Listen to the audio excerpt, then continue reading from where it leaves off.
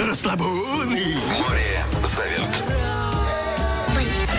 Кракен поет.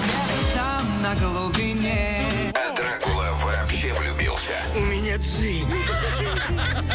Что значит дзынь? Что-то вроде любви с первого взгляда. Давайте все на борт. Круто выглядишь, Драк. Так и есть. «Монстры на каникулах 3. Море зовет». Сегодня в 19:05 на СТС.